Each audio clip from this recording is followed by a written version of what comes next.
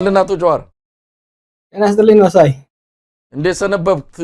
ረጅም ጊዜ ሆነን ሳንገናኛው እንግዲህ በቃለ መጠይቅ ዛሬ ተገናኘን። በጣም ብዙ ሞክር ያለው ዛሬ ተሳክቶልኝ እንግዲህ ተገኝታል መድረካችን ላይ።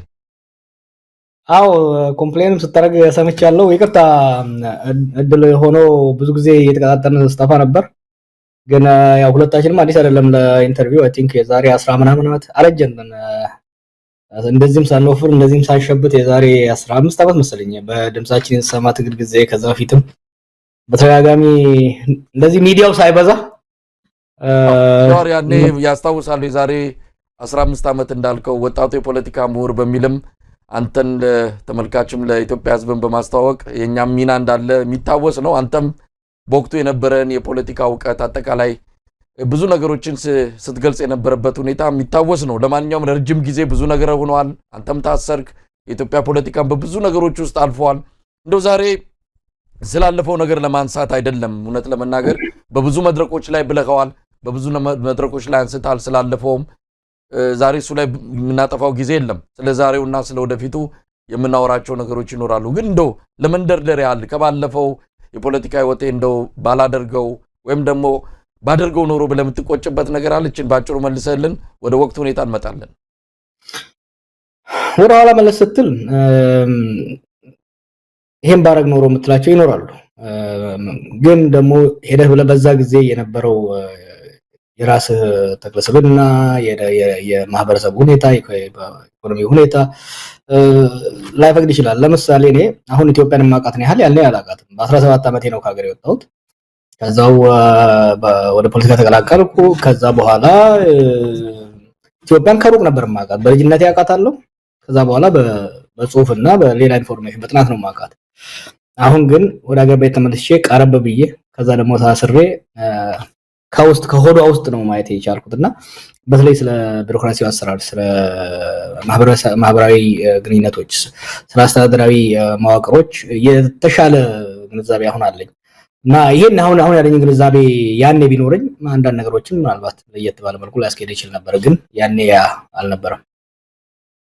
ዶር እንግዲህ እንዳልኩት ወደ ኋላ ተመልሰን ብዙ ነገሮችን ማንሳት ካለብን ሌላ ጊዜ እንመለስበታለን። ዛሬ ብዙ አንገብጋቢ ነገሮች ከፊታችን ተደቅነዋል። ወቅታዊ ሁኔታዎች አሉ። ወዴት እያመራን ነው የሚለውም ነገር በደንብ እያሳሰበን እያስጨነቀን ይገኛል። እናንተም በተለያዩ መድረኮች ስብስቦች እንደዚሁ ይህንን ነገር በመመልከት አንዳንድ እንቅስቃሴዎችን እያደረጋችሁ ነው ያላችሁት። እሱን በዝርዝር መጣበታለሁ። እንደው በጥቅል ምን ላይ ነው ያለ ነው? ከፖለቲካ ከኢኮኖሚ ከተለያዩ ነገሮች አንጻር አሁን ያለንበት ሁኔታ እንዴት ትገልጸዋለህ? እንግዲህ ሶስት ነገሮች በማንኛውም ነገሮች ሶስት ነገሮች ተነጣጥለው ሊሄዱ አይችሉም። ፖለቲካ፣ ሴኩሪቲ እና ኢኮኖሚ የተያያዙ በሶስት በትራያንግል ብታስቀምጠው ሶስቱ የተያያዙ ናቸው። ፖለቲካ ከተበላሸ ወደ የጸጥታ ችግርን ያበላሻል። የጸጥታ ችግር ሲባል ደግሞ የኢኮኖሚ እድገትን ያደናቅፋልና ኢትዮጵያ ውስጥም የሆነው ሽግሩ በመጨናገፉ ምክንያት ፖለቲካው ተበላሸ። የፖለቲካ ምህዳሩ ሰዎቹን ገፍቶ ወደ ጫካ ወደ ጦርነት ውስጥ ከተታቸው። ጦርነት መግባታችን ደግሞ ኢኮኖሚውን ከድጥ ወደ ማጡ ማምጣት አንኮታኩቶታል። የኢኮኖሚ መንኮታኮቱ የሴኩሪቲውን እንደዛው ተመልሶ ኢምፓክት ያደርጋል። መንግስት ወይ ደግሞ ሀገር ራሷን ለመከላከል ከውስጥም ከውጭም ለመከላከል ያላትን አቅም ያሳንሳልና አሁን የሶስቱ መበላሸት የኢኮኖሚው የሴኩሪቲ እና የፖለቲካ መበላሸት ሌሎች ብልሽቶችን ደግሞ ፈጥሮብናል። የዲፕሎማሲ ውድቀት አይ ቲንክ በኢትዮጵያ ታሪክ አሁን ያለው የዲፕሎማሲ ውድቀት ታይቶ ያውቃል። ለምሳሌ ምናልባት ኢትዮጵያ ትንሽ አይሶሌትድ ሆናለች ብለን ልናነሳ የምንችለው የደርግ ዘመን ነው። በደርግ ዘመን እንኳን ቢሆን በምዕራቡ ሀገር ተገላም ቢሆን የምስራቁ ዓለም ጋር ጠንካራ ግንኙነት ነበራት። ዛሬ እኮ ከምስራቅም ከምዕራብም ከጎረቤትም ጋር ከማንም ጋር ሽርክና የላትምና የሚገርምና የሚያሳዝን የዲፕሎማቲክ አይሶሌሽን፣ በጣም አስፈሪ የኢኮኖሚ ውድቀት፣ መንግስትና ስራ ጠልበኝነት ከልክ በላይ የሰፋበት። ስራ ጠልበኝነት ስልህ በሁለት መልኩ ልገልጸው ይችላል። አብዛኛው የሀገሪቷ ክፍል ከመንግስት ቁጥጥር ውጭ ሆኗል። በመንግስት ቁጥጥር ውስጥ ያለው ራሱ የመንግስት ሰዎች ራሳቸው ስርዓት አልበኛ ሆነዋል። ስርዓት አልበኝነት ሀገሪቷ ወሰንቷል፣ አናርኪ ሆነዋል ማለት ነውና ይሄ ነው እንግዲህ አሁን ጠቅላላ አድርገህ ስታየው ጀዋር፣ ይሄንን ጊዜ ከባለፈው ጋር አነጻጽረው የባለፈው የተሻለ ነው። ምናልባትም ኢትዮጵያውያን በመንቀሳቀስ ደረጃ እንደው የተወሰኑ መብቶቻቸው የተነፈጉ አሏቸው እንጂ እንደዚህ በሀገራቸው የመኖር መብታተው በየጊዜው ሰው የሚገደልበት የሚታሰርበት ዘመን አሁን የከፋ ነው ይላሉ። ሁለቱ ዘመናት ያለፈውና ያሁኑን ስታነጻጽረው የከፋው የትኛው? እኔም አንተም ያው መቼም በደርግ ጊዜ ተወልደን መለስና ኃይለማርያም ስንታገል ነው እዚህ የደረስነው። የደርግ ዘመንን አላስታውስም። አንተ የምታስታውሰው አይመስለኝም። የመለስን ዘመን እናስታውሰዋለን፣ የኃይለማርያምን ዘመን እናስታውሰዋለን። በመለስና በኃይለማርያም ላይ ስንታገል ዲሞክራሲ ስርዓት ከአምባገነናዊ ስርዓት ወደ ዲሞክራሲ እንሸጋገር፣ ፍትህና እኩልነት ይምጣ የሚል ትግል ነበር። የሀገር ሁሉና ጥያቄ ውስጥ አልነበረም። የሀገር ሁሉና ጥያቄ ውስጥ አልነበረም።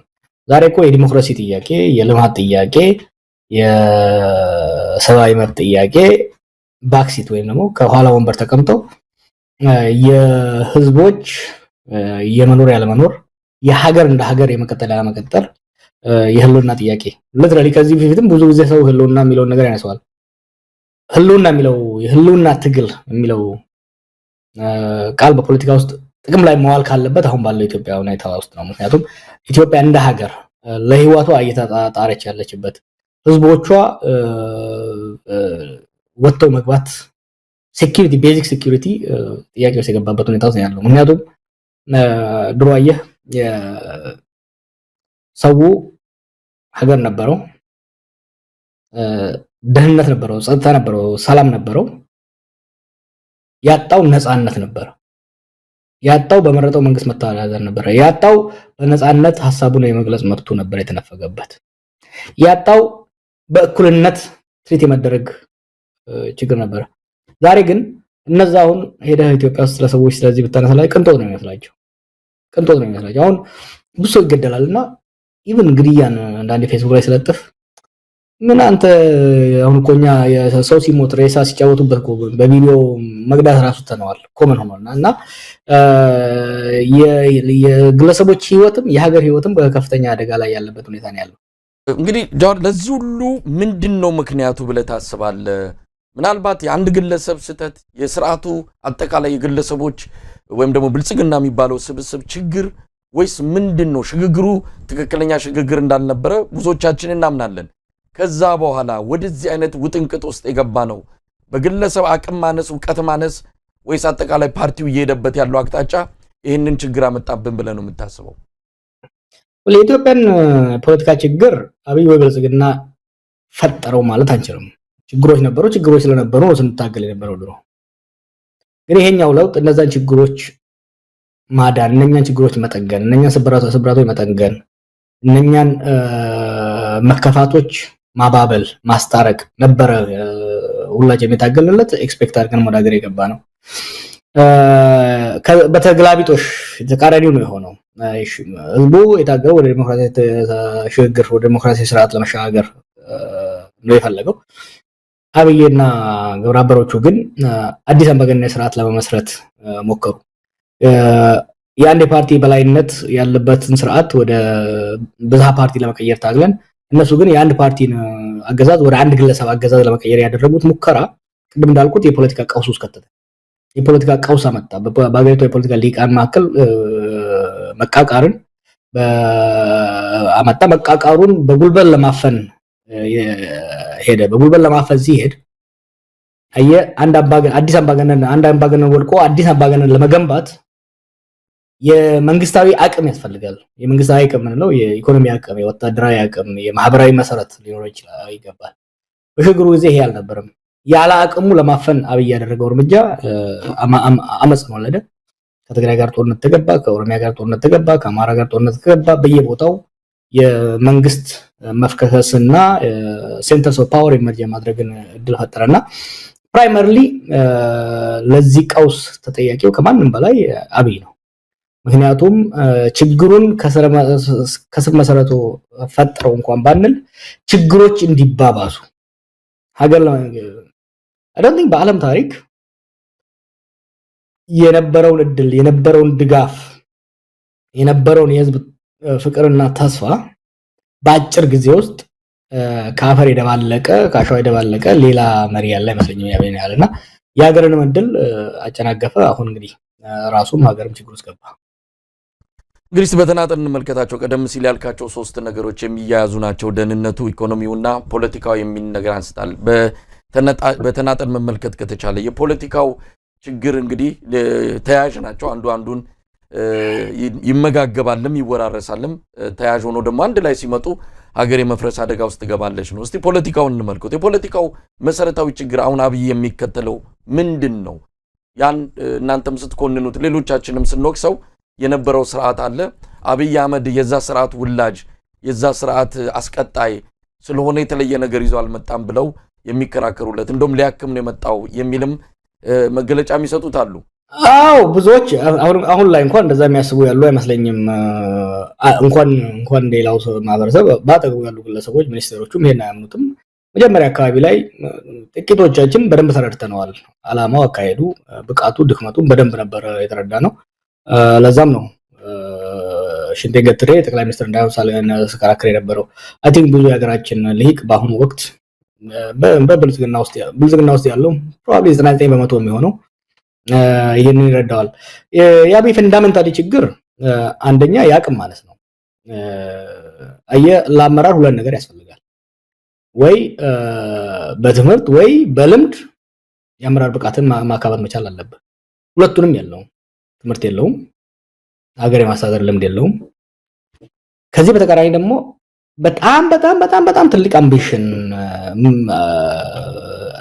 አለው። ያን ሁለቱ ተጋጨበት። ግለሰባዊ ብቃት ሳይኖረው፣ ልምድ ሳይኖረው፣ ዝግጅት ሳይኖረው፣ ይሄ እንግዲህ በመጽሐፍ ውስጥ አይተው እንደሆነ ያኔ ገና እነሱ የኦህዴድ ሊቀመንበር ሳደርጉት ለኦህዴድ ማዕከላዊ ኮሚቴ ጽፌ የላኩት ግምገማ ነውና ብቃቱ ልምዱ ሳይኖረው ከአንድ አውራ ፓርቲ ወደ አንድ ግለሰብ አመራር ለመምራት ሄደ። ሊሸከመው የማይችለውን ሸክም ለማንሳት ሲሞክር ቀና እንዳደረጋት ኢትዮጵያን ፈጣፈጣት ማለት ነውና የአብይ ፈንዳሜንታል ችግሩ የራሱን ብቃት ማነስ ብቻ ሳይሆን ያን ብቃት ማነስ አለመረዳቱ። ሰዎች እኮ ትምህርት ከሌላቸው ልምድ ከሌላቸው አትሊስት ያን ከተረዱ ብቃትና እውቀት ባላቸው ሰዎች ራስን መክበብ የነኛ ሰዎች ምክርና ድጋፍ መሻትና መጠቀም መቻል ነበረባቸው። ያን አላደረገም። ጉድዊል ዘር ስንት ማአት ሰው ነው ከዚህ ከዲያስፖራ ከሀገር ውስጥ ተሰባስቦ እሱ የተረባረበው እሱ እንዲሳካለት ያን ሁሉ በትኖ በአሁኑ ወቅት ብቻውን እየተንገዳገደ ያለው። ምናልባት አሁንም ከዚሁ ከፖለቲካው ጋር ወጣ ብለን ደግሞ ደህንነቱን ስናይ አሁን መሰረታዊ የኢትዮጵያ ሕዝብ አንገብጋቢ ችግር ምናልባትም ሰላምና ዳቦ ጥያቄ ነው። በተለይ ሰላም ከምንም በላይ ዳቦን እንኳን ሄዶ እንዳያበስል፣ እንዳይጋግር፣ እንዳያመርት ትልቁ ችግር የሆነው ሰላሙ ነው፣ ደህንነቱ ነው። አጠቃላይ ኢትዮጵያ በአሁን